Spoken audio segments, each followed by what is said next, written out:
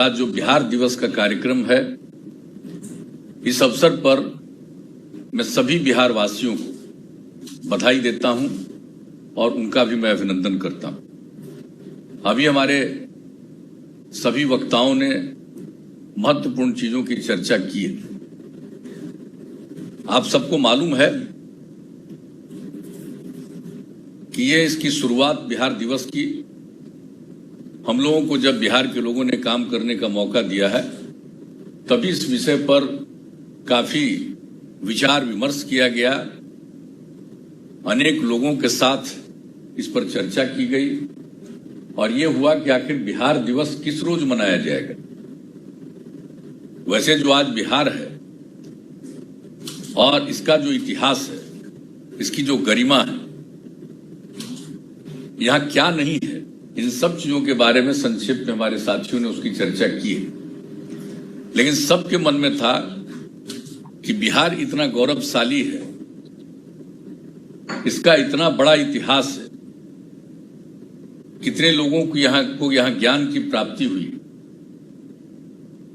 तो इसी को ध्यान में रखते हुए और पूर्व में बिहार कितना विकसित रहा है, और ये जो आज राजधानी पटना है, कल पाटलिपुत्र कहलाता था, और इसके माध्यम से जितने बड़े इलाकों का शासन का कार्य यहां से होता था, शायद अब उतना अपना देश है उससे भी बड़े इलाके का होता था।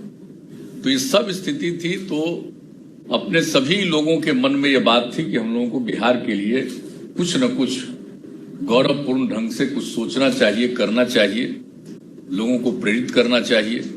तो इसी बात पर काफी विमर्श हुआ और ये देखा गया कि 1911 में नवंबर महीने में तो बिहार को यानी बंगाल से अलग किया, जिसमें बिहार और उड़ीसा दोनों था, उसको अलग किया गया और पटना को ही उसकी राजधानी के बारे में निर्णय हुआ।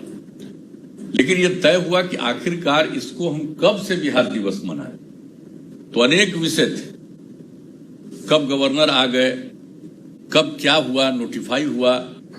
तो इन सब चीजों पर गौर करते हुए हम लोगों को यही लगा कि देखिए, जिस दिन अंग्रेजों का राज था, उन लोगों ने बिहार को एक अलग प्रांत के रूप में नोटिफाई किया, उसी को हम लोग बिहार दिवस माने। और ये काम 22 मार्च 1912 को किया गया था। तो इसलिए हम लोगों ने 22 मार्च को ही बिहार दिवस के रूप में मनाना शुरू किया। और इस पर चर्चा तो पहले से कई सालों से हो रही थी, लेकिन 2010 से एक कार्यक्रम का, अच्छे खासे कार्यक्रम की शुरुआत की गई और गांधी मैदान के माध्यम से हम लोगों ने ये सब काम काफी कुछ शुरू किया, बड़े पैमाने पर काम किया गया। और जब 100 साल का समय आया 2012, चूंकि 1912 में ये नोटिफाइड हुआ था 22 मार्च को, तो उस दिन क्या भव्य कार्यक्रम हुआ, कितनी चीजों का निर्णय हुआ। आज जो राज्य गीत, और इसके बारे में हमारे उप मुख्यमंत्री जी ठीक कह रहे हैं, ये पहले से ही डिसाइडेड है कि जो हमारा राज्य गीत है, इसको हम खास कार्यक्रमों में रखें। कई साल तक खास कार्यक्रमों में रखा जाता था, पढ़ा जाता था, लेकिन इधर ये काम धीरे धीरे लोग भूल गए। तो आपको जो आज उप मुख्यमंत्री जी दोबारा कह रहे हैं, ये पहले की बात है, तय है। तो हम तो ये कहेंगे सब लोगों को, हमारे सब लोग बैठे हुए, मुख्य सचिव बैठे हुए हैं, विकास आयुक्त बैठे हुए हैं, और जो जिम्मेवारी शिक्षा विभाग को दी गई कि बिहार दिवस का आयोजन शिक्षा विभाग के माध्यम से। आखिर शिक्षा विभाग को क्यों तय किया गया? वो इसलिए तय किया गया कि शिक्षा सबसे महत्वपूर्ण है और पहले बिहार में शिक्षा थी। इन दिनों हम काफी पीछे रहे, तो इसीलिए शिक्षा विभाग को ये जिम्मेवारी दी जाए और इसको बड़े पैमाने पर नई पीढ़ी के लोगों को ये जानकारी दे। तो जब नई पीढ़ी के लोग, पुरुष और स्त्री, सब के सब लोगों को अगर इन सब चीजों का एहसास हो गया, जो पढ़े हैं, जो नहीं पढ़े हैं, उन सब लोगों के बीच में धीरे धीरे चर्चा हो जाएगी, तो सबके मन में एहसास होगा।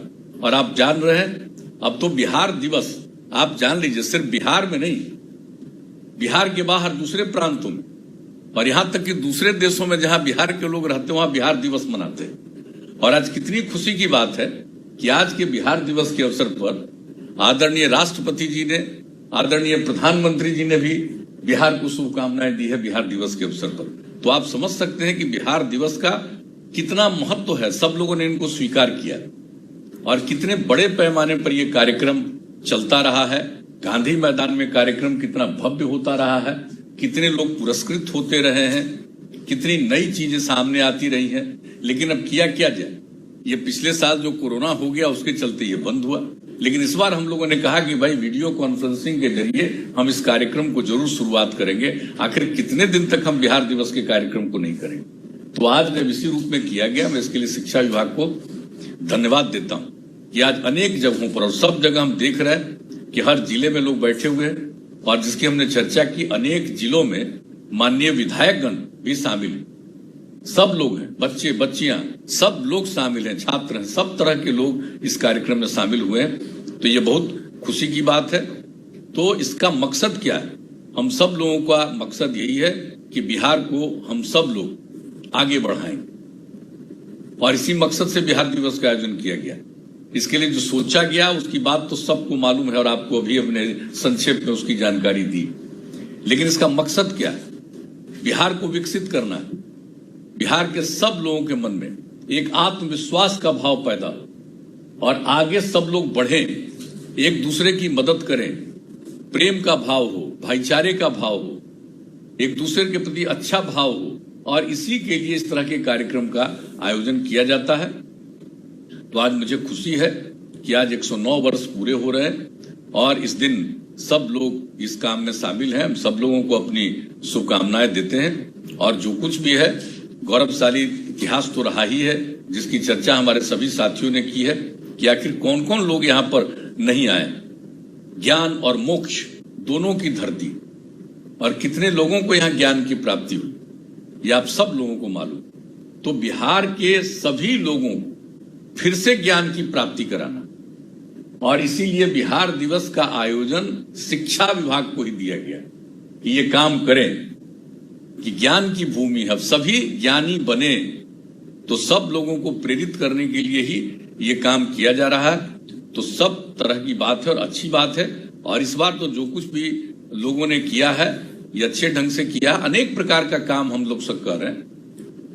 बच्चे बच्चियों को पढ़ाने के लिए पहले की क्या स्थिति थी, अब कितने लोगों को, लड़कियां कहां पढ़ती थी, किस तरह से लड़कियों को प्रेरित किया, पोशाक योजना, साइकिल योजना, और अब कितनी लड़कियां पढ़ रही हैं। और इसके बाद जो प्रजनन दर की बात आई, उस पर जो ये यूरेका की भावना आई कि हम अगर अपनी लड़कियों को कम से कम इंटर तक पढ़ा देंगे तभी प्रजनन दर घटेगा। आप देख रहे हैं बिहार की आबादी कितनी तेजी से बढ़ रही है और कितना हमारा क्षेत्रफल है। उस हिसाब से आबादी का अगर देखें तो देख लीजिए कि शायद ही दुनिया में से ज्यादा कहीं पर है। तो ऐसी स्थिति में प्रजनन दर को कम करना, लोगों को प्रेरित करना, इसलिए उसी को हम लोगों ने देखा कि अगर लड़कियां पढ़ेंगी तभी ये नीचे जाएगी। शिक्षा विभाग को अच्छी तरह मालूम होगा कि जो इसी में 2012 में ही वो तैयार किया गया, इसको लोग जरूर हर स्कूल में सुनाते होंगे बच्चों को। और उसको सुनाने के बाद जो हमने कहा बापू के बारे में, राष्ट्रपिता महात्मा गांधी जी के बारे में, उनके जीवन, उन्होंने क्या कहा था, मेरा जीवन ही मेरा संदेश है। इसलिए हम नई पीढ़ी के सब लोगों को चाहते हैं कि बापू के जीवन के बारे में लोग जानें। तो जब उनके जीवन के बारे में जानेंगे तो यही उनके लिए बेहतरीन संदेश होगा। और मुझको तो पूरा भरोसा है कि अगर बापू के विचार से लोग सहमत होगा, नई पीढ़ी के लोग अगर 10 से 15% भी सहमत होंगे तो ये राज्य कितना आगे बढ़ेगा। आपस में प्रेम और भाईचारे का माहौल होगा और हर तरह से तरक्की के रास्ते पर जाएंगे। तो इन्हीं शब्दों के साथ आप सब लोगों को मैं पुनः शुभकामनाएं देता हूं और सबको बधाई देता हूं। और हम सब लोगों के लिए, सभी बिहार वासियों के लिए ये आज ये खुशी का दिन है। इन्हीं शब्दों के साथ बहुत बहुत धन्यवाद।